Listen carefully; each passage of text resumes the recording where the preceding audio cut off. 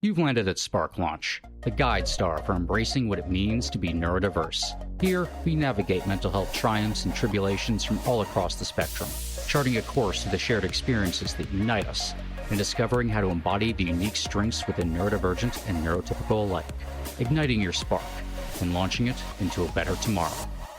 Today, we are talking with someone who looked at the gaps in neurodivergent care and decided, instead of waiting for someone else to fix it, he was going to build the fix himself. Dr. Uli Chettipally is an emergency medicine physician, the founder of Innovator MD and Siri Therapeutics, a startup developing a brand new kind of device-based therapy for autism using robotics, virtual reality, and video gaming. Welcome to the show. Thank you, Mike. Thank you, Chaya. It's a pleasure to be here, and thank you for having me. Something in your bio, it said that you wanted to solve a problem. You wanted to take it on in your own hands. So share that journey. My background is emergency medicine. I practiced for several years with a large company here in California, initially in the administration, and then in research while practicing medicine. And when we first started here, we had our first child. Her name is Siri, and she was diagnosed with autism when she was 3. She has been a non-speaker. She could not speak. She had behaviors, typical autistic behaviors. In those days, they would not until your child is 3 years old. And so on the day she turned 3, that's when we went to the doctors, and yes, lo and behold, it was autism. And it was a challenging journey, mainly because we could not go out anywhere because Siri would not like it. And then we could not have people over because she would not like it. And so there was a lot of little things. And it was hard for her to go to bed and challenging with sleep, with activities daily. It became very challenging. And so obviously, like everybody else, we turned to the medical teams. We went to, we were lucky that we were in the Bay Area. So we went to UCSF, Stanford, all the top professionals that we had access to. And the main thing that came out of those evaluations was that she needs therapy, which is ABA, Applied Behavior Analysis. That was the mainstream. And after more than 2 decades, it is still the mainstream therapy, although the outcomes are difficult to quantify, but that's the only therapy that is available and now paid by insurance. And so we went through the whole thing, and then we were looking for other alternatives. And so Siri went through the usual special needs school. At one point, it was very difficult for her to be in a public school early on. And so we had to, get her into a private school, which is specialized in autism. The challenges continued throughout schooling. She could not speak, and so she would have frustrations because she cannot communicate, aggressive behaviors. With that, what happens is, number one, they will downgrade somebody like that to simple instructions, simple curriculum. And so it was very disheartening for us to see that. But once she finished high school, they graduate, and then you are left on your own. There are daycare programs. Daycare programs they try very hard with the skills they have, but there's not much that happens there other than, it's a glorified babysitting type of situation. One of the things that we decided was that, okay, she was gaining weight because of the medication. And so we said, okay, let's try an exercise program. And this was a special exercise program specifically for autistic individuals. And so we tried that, and we were surprised at how well that worked. We saw that her anxiety levels came down. She started losing weight and came back to her original self. Her appetite came down and her behavior improved. And we were very amazed at what that did. So that was the first clue that, there may be something else that we can do. So that was the first spark of hope that we saw. And since I was in the innovation side, I already started Innovator MD, and I was looking for solutions in that space. And that's when I found this company that was developing this device system. It was being developed for stroke rehabilitation. And then I said, this might work for autism too. And I took Siri to the company, and then when we had our first prototype, she tried it and she loved it. That's when we thought, okay, this one involves exercise, and it's a very interesting engagement from the users. And we saw some great results in stroke patients. So I said, okay, let me license this technology and spin it off as an autism company. Well, that's what Sirica Therapeutics is. We thought this would be useful for Siri and 2 million others like Siri. These are people who have autism, who cannot speak and have behavior issues and aggressive behaviors and anxiety and things like that. And so that's what we are developing right now. We are going to have a clinic here in the San Francisco Bay Area this summer. I'm curious, you being in the medical field, what gaps do you see in the industry? What have you learned? And what do you wish that the medical industry knew? So if you look at autism in general, so the diagnosis is labor intensive and subjective. There's no way to predict prognosis, which patients will do better, which patients will not. And so how can we intervene?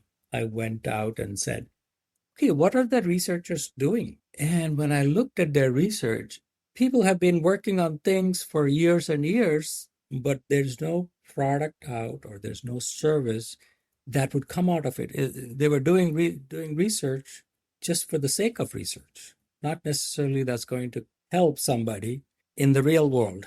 And that has been the problem. And when I looked at startups in the autism space, there were very few working on actually therapeutics on the therapy side, which is how do you make a condition better, whether it's managing symptoms or whether it is decreasing adverse events. I saw very few startups, and nobody was coming up with therapies that could potentially improve the condition and can generate evidence to show that, right? There are a lot of therapies, but can you show evidence that this therapy is actually working?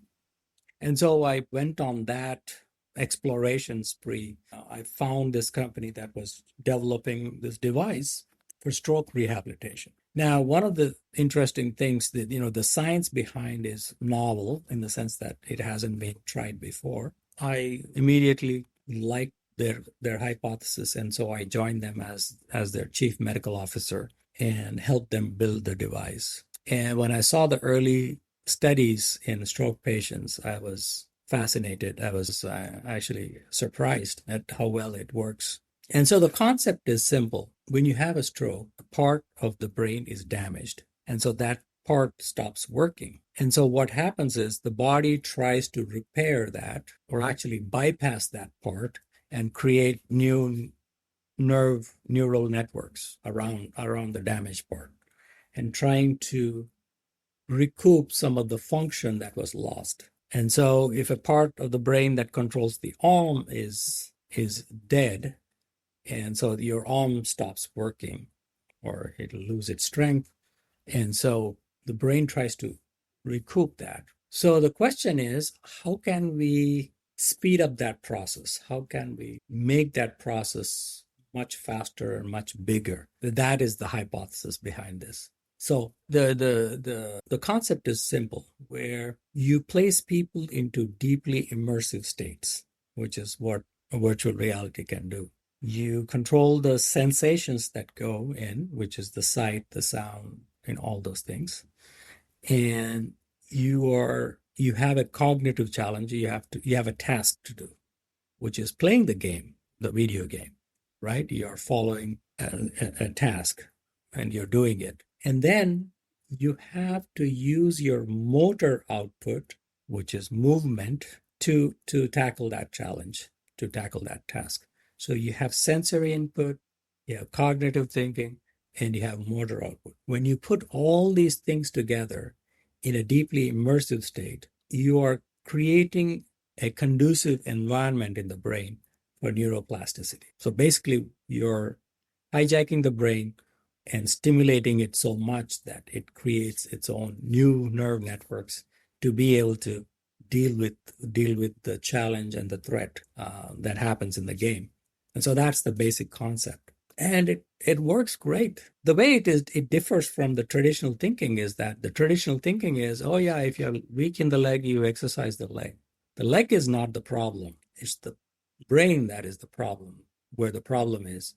And so you are just exercising the leg will not help the brain as much as if you target the brain, that can potentially improve the outcomes. And so using that same principle for autism, and that's what we are doing, is that autistic people, there is a disconnect between the thinking part of the brain and the fine motor system. And the messages will not go, well, they'll go, but go as jumbled messages. How do you communicate the thinking part of the brain with, connect that to the motor? And so then came the second revelation, which is Siri has been non-speaking all her life, and she's an adult now. 4 years ago, we introduced a method called letterboard communication, which is a cardboard with letters on it, A, B, C, D, the alphabet. And what people do is they can point to letters, and they can make a word, they can make a sentence, they can make a paragraph just by doing this, pointing. Of course, it's a very complex process to learn and to teach. And so you need very specialized coaches that can do that. So we introduced that method a long time ago when she was 8 or 9. It didn't work. Maybe we didn't spend enough time on it. This time, 4 years ago, we introduced that and it clicked. She started communicating about her wanting to go to college. Imagine this. There was zero academic exposure throughout her life. And now suddenly she says she wants to go to college. I said, okay, let's get her into college. Of course, that's a big challenge when you don't have any education and you want to go to college. Well, she went to college and she scores A's in all her courses, including math, language, English, science, chemistry, all of those things. She's on the dean's list right now. Now, that really grabbed me. Why is that? This system has been available for decades and nobody actually pushed it forward. Nobody actually researched it. Nobody actually scaled the system. Nobody did anything. Yeah, there are some organizations here and there, small pockets, but that should be universal. If there are 2 million people that cannot speak, it should be universal in every school, in every special education school or regular school for that matter, right? It's not there. Speech is not the problem. It's the brain that is where the connections are lost. And so how do you repair those connections? How do you reroute the communication from fine motor to gross motor so that people can communicate? And now she wants to become a neuroscientist. She wants to go to the university. And so that's why I started my second company last year, where we want to digitize the whole process and have AI help the parents and the students, coach them so that they can learn directly from the computer. And so that's my second company, Sirica.ai, that we are working on. I think you're talking on something that's very important to remember with autistic individuals. Nonverbal in more academic circles is usually encircled as deficient or special needs. And it's ignoring the fact that how many nonverbal autistic people have been, playwrights, novelists, and have been amazing writers. And of course, there's now technology they can use so they are able to utilize that to speak and been able to show that they're actually incredibly well spoken. They're just kind of locked behind a wall.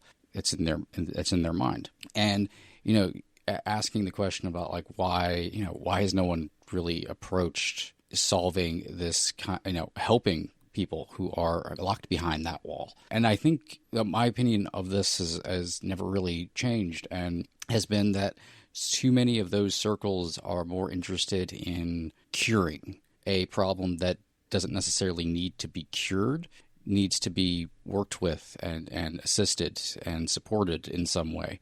And because it's not something that actually can be cured, well, we just give up. And that's when you just get into, I've talked a lot about ABA through the course of like this podcast, and I will always add the caveat that it can be helpful for certain high needs individuals to a degree, but at the same time, is it completely helpful, or is it are we just saying it's helpful because it's the only thing that's available? And also the fact that we know ABA causes trauma to a lot of autistic individuals. Well, if they're nonverbal and we're saying it worked, how do we know that they're not being affected negatively by it? And we're just assuming that they weren't traumatized in some way.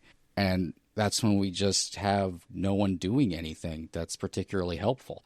There aren't a lot of good therapeutic interventions for autistic people. I've talked about this privately with people, or whenever I'm doing coaching or anything. It's like CBT is something that doesn't particularly work for me, and actually a lot of autistic people that I know. There's just something about it that I always say, like, I know the strings of CBT too well because I can see them, and because I can see them, they don't really do anything for me. And I think that's the same thing for like a lot of neurodivergent people. But then it's like, well, I don't know, do yoga or something, which isn't helpful to anything. Like, we have different sensory needs. Our brains are just wired differently than someone else. Most of the time, the people attempting to create support and interventions are not including the autistic community in the creation of those interventions. They're usually objective observation based. And that's how you get into things like, the number one therapy being ABA, which, I've heard people argue that it is kind of a racket at this point, and I think it kind of is. And I mean, horrible stories of ABA hospitals too, which would never be allowed if they were for neurotypicals, but for some reason it's seen as oddly acceptable to lock kids into sensory rooms so we can get used to sensory stimuli that is damaging for them. And that's like, why would you ever do that? What is particularly helpful about that? To be honest with you, if I did that, I'm still going to not like loud noises. They're still going to be painful to me, except now I'm going to have like a really traumatic memory about them on top of it. That's probably going to make it a lot worse. But there are things we've seen sparks of throughout the years and some like autistic organizations founded by autistic people who've gone like, hey, how about we try to figure something out here that it can actually be helpful. And that's where we've seen some invention happening. But the mainstream tends to still err on the side of, this is a thing we are observing that is unrelated to us, and we need to make that more like us in some way. It's like nonverbal, high needs, low needs, whatever. I do not have the same cognitive ability as an autistic, and I'm not going to. That doesn't make me behind the eight ball or anything. I am capable of different cognitive processes, honestly. And this could be argued that even for a high needs autistic, they are capable of certain cognitive processes that an autistic is not capable of. And no one ever talks in those terms. Your daughter can go from being kind of written off to being in college and being high academic, and through the regular circles would have been seen as impossible and not worth it. I think really at the heart of why so much research and so much attempts at actually building help have not gone anywhere, because they're always looking into this very negative space of fixing and curing and not actually supporting. You can't get them to places. Lot of good points, and the apathy from the professional societies is very real. I'll give you a good example, right? There are maybe a few hundred kids that are using the letterboard to communicate. The Speech Pathology Association says that is bogus, and they actively discourage people from using it. Actively, on their website. And so what are the speech pathologists going to do? Will they try to explore? If somebody says there is this drug that I created and it'll cure your cancer, or it'll make you live longer, or whatever, right? And you have people taking it and doing better with it. As a professional cancer doctor, I would be curious. I want to know what it is. I want to study it as a cancer researcher. I want to do a large clinical trial. I want to tease out what in this drug is actually helping. It's exactly the opposite. So that's number one. And there are students graduating from college using a letterboard, who have trained on letterboard, who are non-speakers. There are students who are doing their PhDs, writing papers, and they're non-speakers. Okay? So don't tell me that this is bogus. So that's number one. Number two is that the DSM, Diagnostic Statistic Manual, where they lump everything together in one bucket as ASD, autism spectrum disorder. You don't lump diagnosis. As time goes on, as knowledge increases, as you start understanding these conditions, you actually splice out and tease out and see what are these categories that are in there. Your classification should improve as time goes on, as science comes through. You don't say all breast cancers are the same, right? You don't. There are different varieties of breast cancers. Some of them are genetic, some of them are, there's a lot of variation in there. Every condition, every human condition, there's a lot of variation. And so dumping a lot of things into one bucket, what it does is it muddies the water. That means this bucket we don't touch, right? Because you cannot prove anything. There may be something that works for this population, for this A, B, C, D, E, F, G. There may be hundreds of small variants in that. And for that subpopulation, there may be an intervention that actually helps them, right? If you say they're all the same, that means nothing works and you're giving up. So that's my second point. The third point is high needs individuals. They are high needs because of one reason and one reason alone. That is, they cannot communicate.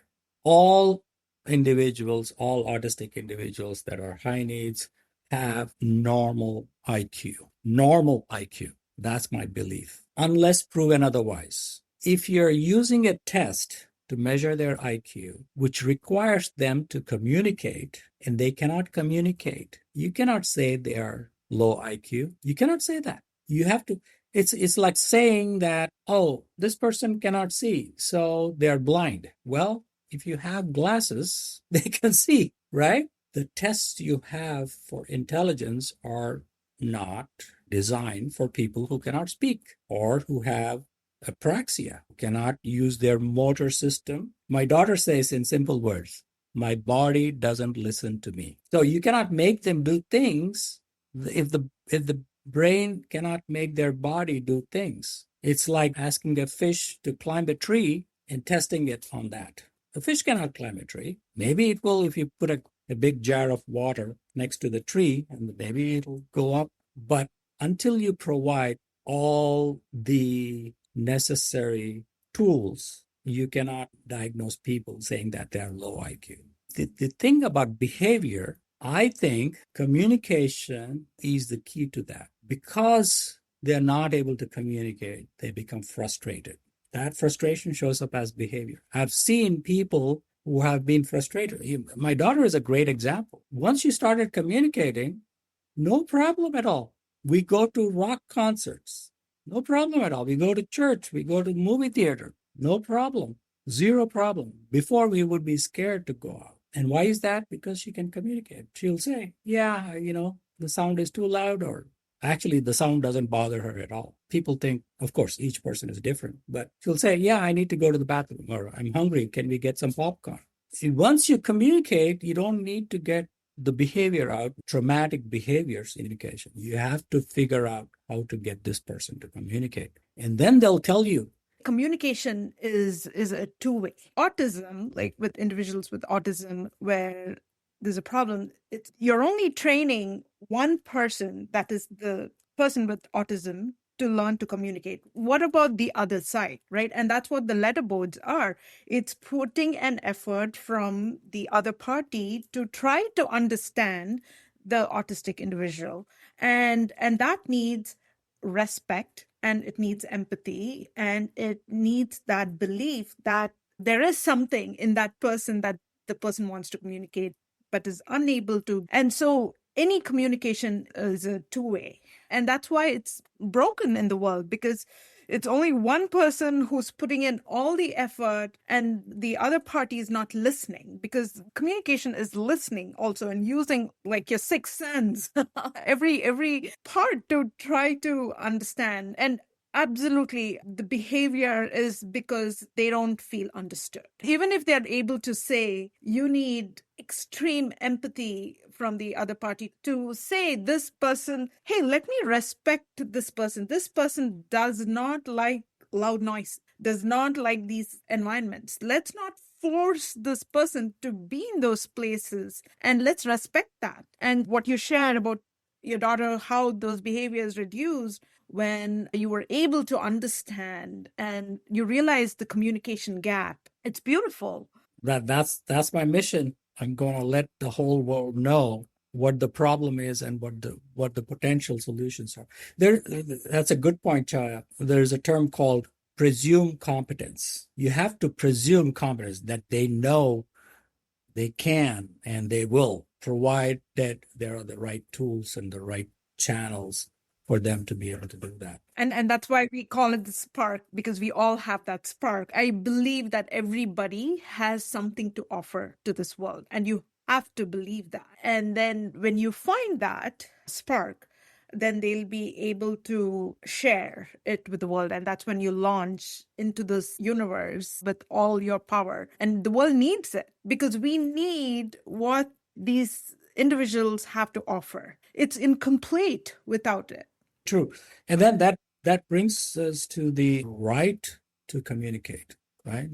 It's a civil right. I mean, imagine if you take a person and then you take off their glasses and they cannot see. You are violating their right to exist, their right to communicate, their right to exist as a human being, as a full human being, by not providing that tool from them. When it exists, it's there. You're just denying that these people cannot. Your foolishness or your misunderstanding of the situation, and not being curious to learn, does this work? And instead of throwing obstacles, instead of ignoring, instead of gaslighting, Siri got an invitation to speak at San Francisco State University to address the master students in communication. I am excited and anxious to see what she's going to say. I asked her, do you want to prepare a speech and write it down and then go? She says, no, I'm going to speak. And I asked her, do you need slides? And she said, yes. She said she wants to make those slides. So it's going to be, very interesting. That's awesome. I hope we can get a chance to see that when it does happen too. I absolutely love to see that moment, and what a long journey that was to that. And it goes back to exactly what you were saying. Like, there are certain issues and there's certain blockades, and that unlocks what needs to be unlocked for people. To echo what Chaya said, no one needs to be written off. No one should be written off. Not anyone on this planet. Like, no matter what it seems like on the outside, we are all conscious beings, equally. And there's something there, and there's an understanding you can come to if you decide to stop and listen in whatever way that person needs you to listen as well. And so for that, I also thank you for, pushing through the frustrations with the system as it's set up now, and looking for better solutions for those out there who don't often get a voice, literally. So where can people find and learn more about the system, Sirica Therapeutics, Innovator MD, all that? The best way to connect with me is on LinkedIn, and it has all the links and all that. Siri, you can follow her on social media. She's also on LinkedIn. She has a YouTube channel. We're going to launch a podcast with Siri speaking using the letterboard. So that's going to be interesting, because usually podcasts, you invite a guest to speak, but here we invite people to ask questions and she will answer. The podcast is going to be called Siri Speaks. Love that. And wow. we're working on the website right now. Love that. And hopefully we can have her as a guest one day through the letterboard. Yes. And that's so cool that's going to be a podcast too, just because how great is that going to be for people to see that. You can actually have a voice. She is so passionate about the people that cannot speak and why they're not getting the opportunity to communicate.